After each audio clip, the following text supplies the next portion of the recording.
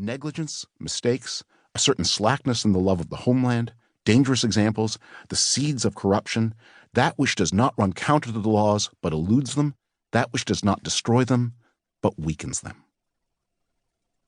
So it is now. The thing to fear from the Trump presidency is not the bold overthrow of the Constitution, but the stealthy paralysis of governance.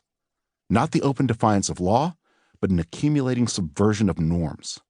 Not the deployment of state power to intimidate dissidents, but the incitement of private violence to radicalize supporters.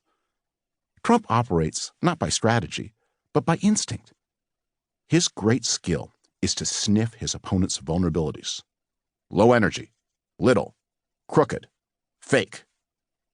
In the same way, Trump has intuited the weak points in the American political system and in American political culture.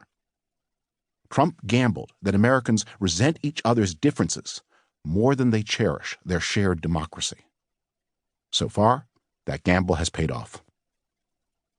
Democracy, as you were taught in high school civics, is a word that traces its origin back to two Greek words, the word for people and the word for rule. I call this book Trumpocracy because it is a study of rulership, not a study of personality. My topic is President Trump's power, how he has gained it, how he has used it, why it has not yet been effectively checked. An American president is not some tribal chief ruling by personal charisma and brute force. He, or someday she, works through systems, through a party in Congress in the states, through supportive media organizations, through national political networks of donors and voters, through the hundreds of staffers included in the term the White House, and through the thousands of senior functionaries who together administer the executive branch. This book is the story of those who enable, empower, support, and collaborate with Donald Trump. Many of these people have found ways to express their personal discomfort and disquiet with Trump. Those expressions may well be, to some greater or lesser degree, sincere. They may someday even become important. But as of the time of the publication of this book, they remain ineffectual.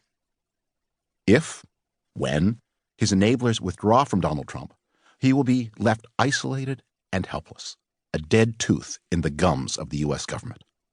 Yet the opportunity he discovered and the danger he presented will not end with Donald Trump's career. The vulnerabilities Trump exploited will remain vulnerabilities still. Political decisions and economic trends have deeply riven the contemporary United States along lines of class, race, region, national origin, and cultural identity. Even the bonds between men and women have become attenuated. Those are not rhetorical claims. They are measurable facts. Diversity brings distrust, and the mutual distrust among Americans has been Donald Trump's most important political resource.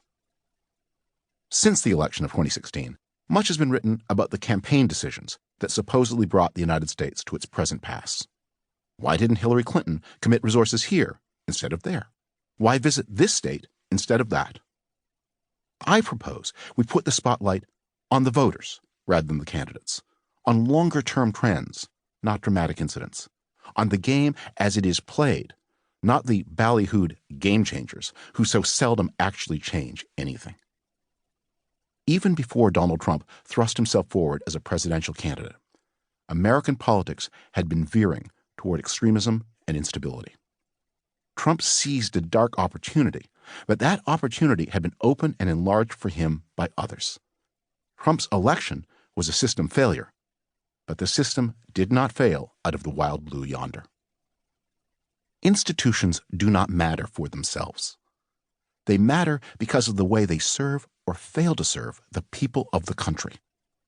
Trumpocracy has left Americans less safe against foreign dangers, has diverted their money from its proper purposes to improper pockets, has worked to bias law enforcement in favor of the powerful, and has sought to intimidate media lest they report things the public most needs to know.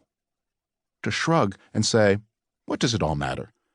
is not only to dismiss the poor and the vulnerable, but to submit your own interests to the mercy of the greedy and unscrupulous. It is to submit to life as a subject rather than a citizen. A human catastrophe is unfolding on the U.S. territory of Puerto Rico